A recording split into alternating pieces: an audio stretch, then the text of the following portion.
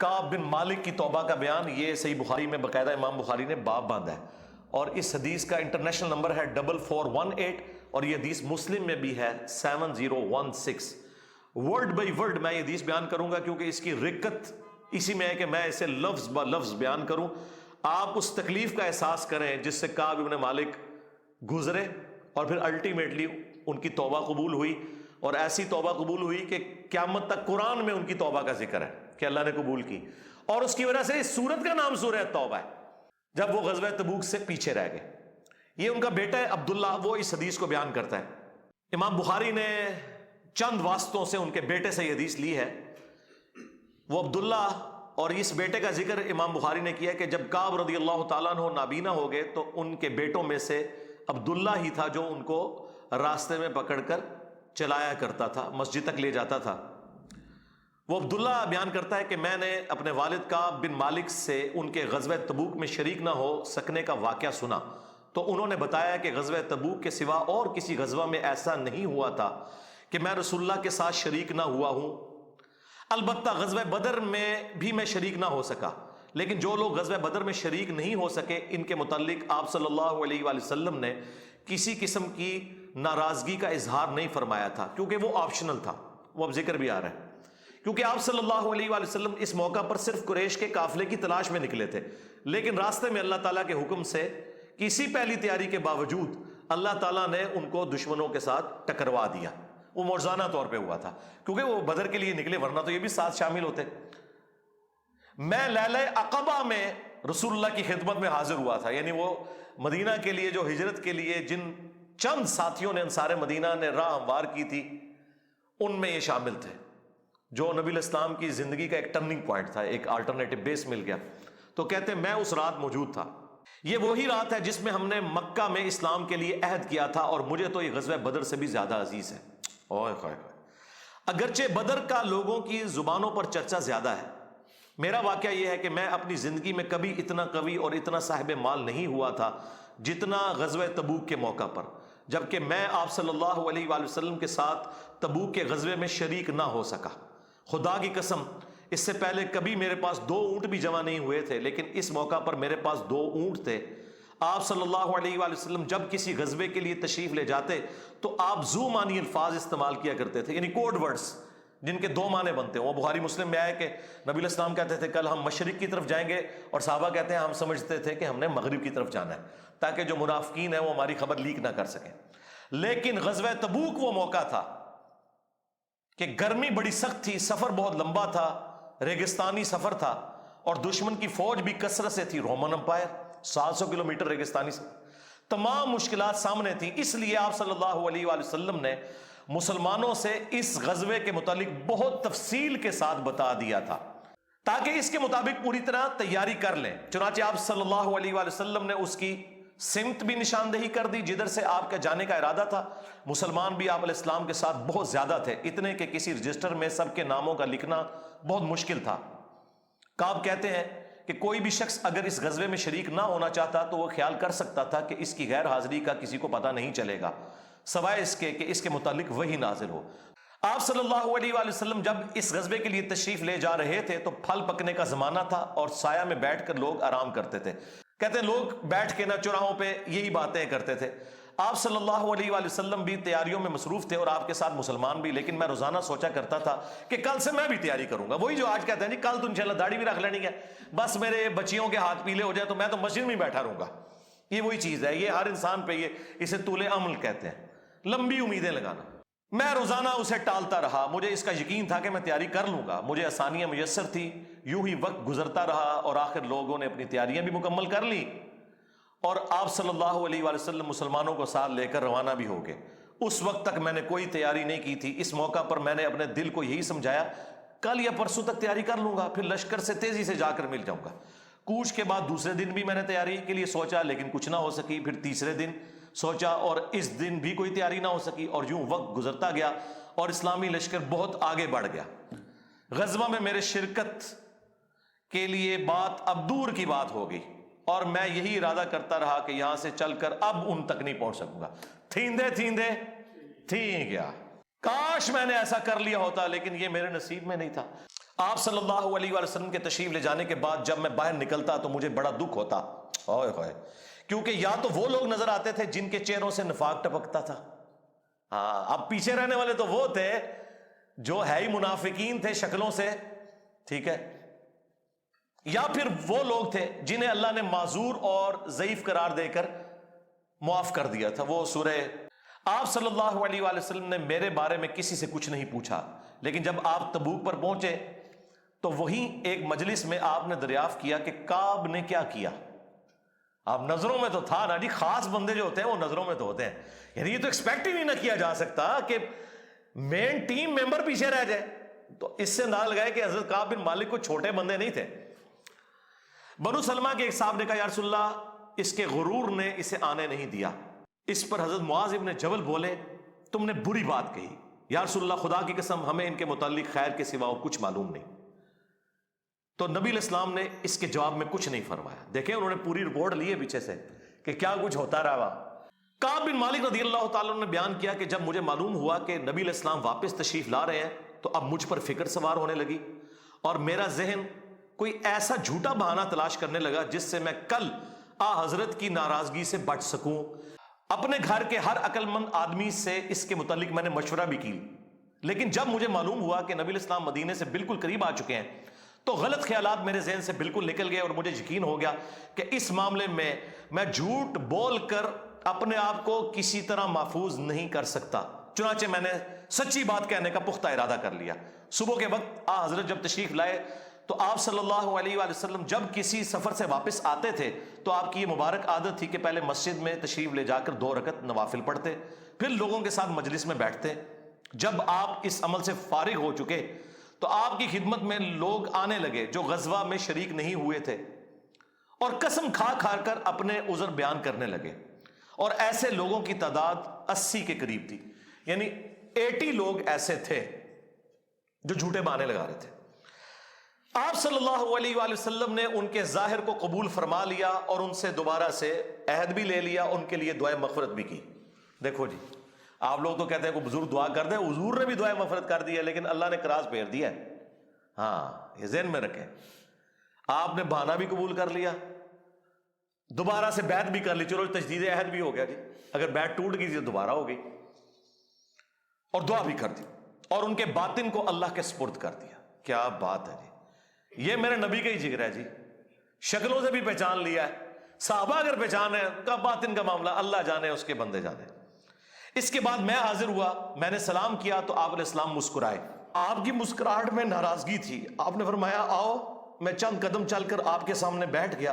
آپ نے مجھ سے دریافت کیا کہ تم غزوہ میں کیوں شریک نہیں ہوئے، کیا تم نے کوئی سواری نہیں خریدی تھی؟ میں نے عرض کیا میرے پاس سواری موجود تھی، اللہ کی قسم اگر میں آپ کے سوا کسی دنیا دار شخص کے سامنے آج بیٹھا ہوتا تو کوئی نہ کوئی بہانہ کر لیتا اور اس کی ناراضگی سے بچ جاتا۔ مجھے خوبصورتی کے ساتھ گفتگو کا سلیقہ بھی معلوم ہے، لیکن اللہ کی قسم مجھے یقین ہے کہ اگر آج میں آپ کے سامنے کوئی جھوٹا بہانہ کر بھی دوں اور آپ راضی بھی ہو جائیں تو بہت جلد اللہ تعالیٰ آپ کو مجھ سے ناراض کر دے گا، کیونکہ میں بظاہر تو بہانہ کروں گا لیکن اللہ تو وہی کے ذریعے آپ کو بتا دے گا یہ جھوٹ بول رہا ہے۔ اس کی بجائے اگر میں آپ سے سچی بات کروں تو یقیناً آپ کو میری طرف سے ناراضگی تو ہوگی، لیکن اللہ سے مجھے امید ہے کہ وہ مجھے معاف کر دے گا۔ خدا کی قسم مجھے کوئی عذر نہیں تھا، اللہ کی قسم اس وقت سے پہلے میں کبھی اتنا آسودہ حال نہیں تھا، اور پھر بھی میں آپ کے ساتھ شریک نہ ہو سکا۔ نبی علیہ السلام نے فرمایا کہ اس نے سچی بات بتا دی، اچھا اب جاؤ یہاں تک کہ اللہ تمہارے بارے میں خود ہی کوئی فیصلہ کرے۔ میں اٹھ گیا اور میرے پیچھے بنو سلمہ کے کچھ لوگ بھی دوڑے آئے اور مجھ سے کہنے لگے اللہ کی قسم ہمیں تمہارے متعلق یہ معلوم نہیں تھا کہ اس سے پہلے تم نے کوئی گناہ کیا ہو، تم نے تو بڑی غلطی کی۔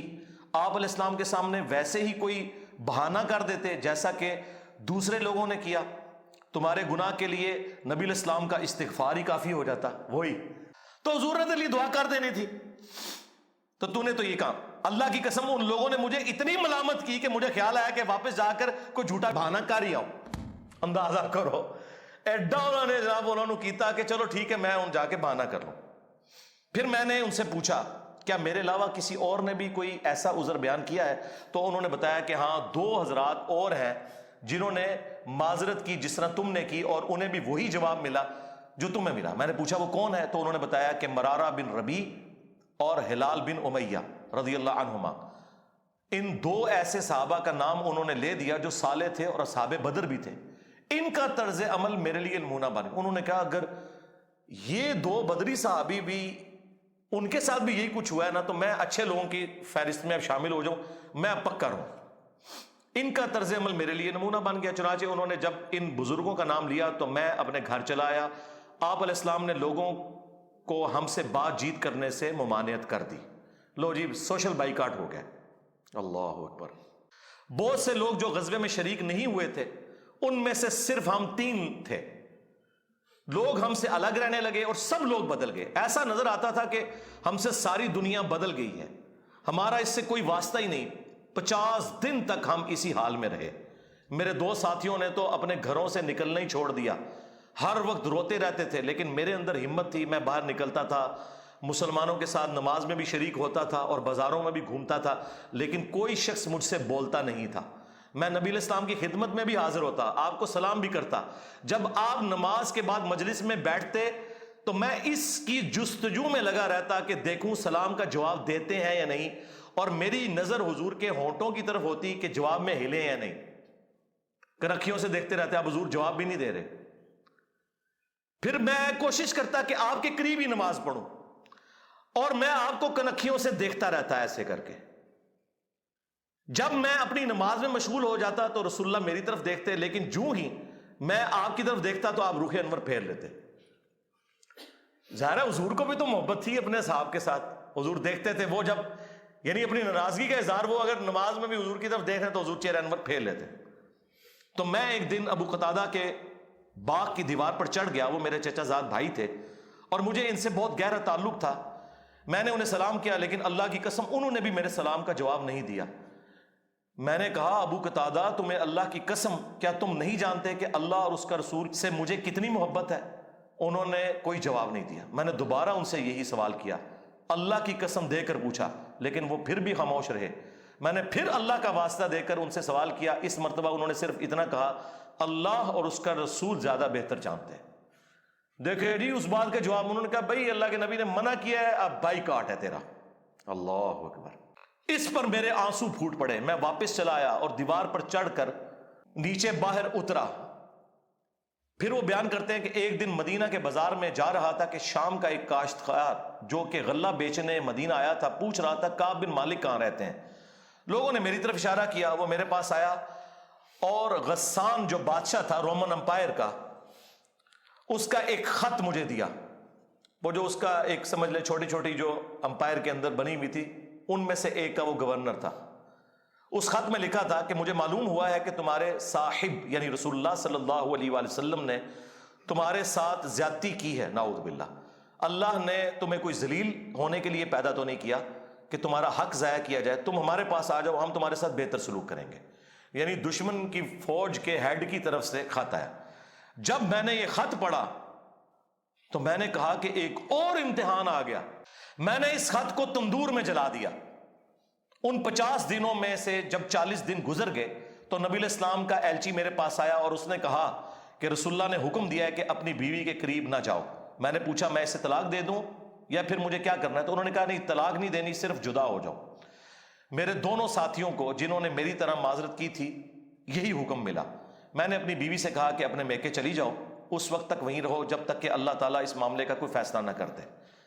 کعب کہتے ہیں کہ ہلال بن امیہ کی بیوی رسول اللہ کی خدمت میں حاضر ہوئی اور عرض کیا یا رسول اللہ وہ تو بہت بوڑھے اور کمزور ہیں، ان کے پاس کوئی خادم بھی نہیں، کیا اگر میں ان کی خدمت کر دیا کروں تو آپ ناپسند تو نہیں فرمائیں گے؟ بیوی دیکھو جی، بیوی خامد کو کچھ سمجھ نہیں رہی، رسول اللہ سے جا کے پوچھ رہی ہے صلی اللہ علیہ وسلم۔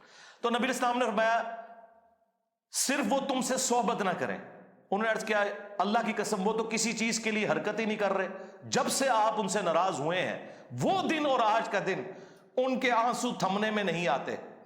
میرے گھر کے بعض لوگوں نے کہا کہ جس طرح ہلال بن امیہ کی بیوی نے ان کے لیے اجازت لے لی تو آپ بھی جا کے اجازت لے لیں۔ اب دیکھیں لوگ مشورے دے رہے ہیں۔ میں نے کہا خدا کی قسم میں اس کے لیے رسول اللہ سے اجازت نہیں لوں گا، میں جوان ہوں، معلوم نہیں جب اجازت لینے جاؤں تو حضور کیا فرما دیں. ان کو یہ بھی خطرہ تھا کہ میں یہ جاؤں تو یہ نہ ہو کہ حضور اور ناراض ہو جائے, اگر کوئی چانس بھی ہے نا بچنے کے تو وہ بھی ختم ہو جائے. اس طرح 10 دن اور گزر گئے. جب رسول اللہ صلی اللہ علیہ وآلہ وسلم نے ہمیں بات چیت کرنے کی ممانعت فرمائی تھی, اس کو 50 دن پورے ہو گئے. 50ویں رات کی صبح کو جب میں فجر کی نماز پڑھ چکا اور اپنے گھر کی چھت پر بیٹھا ہوا تھا, اس طرح جیسا کہ اللہ تعالیٰ نے ذکر کیا وہ ہم آیت پڑھ چکے ہیں, سورہ توبہ کی آیت نمبر 118, جس میں تھا نا کہ زمین وسعت کے باوجود تنگ ہو گئی اور ان کا دم گھٹنے والا تھا. میرا دم گھٹ رہا تھا, زمین اپنی تمام وسعتوں کے باوجود میرے لیے تنگ ہوتی جا رہی تھی.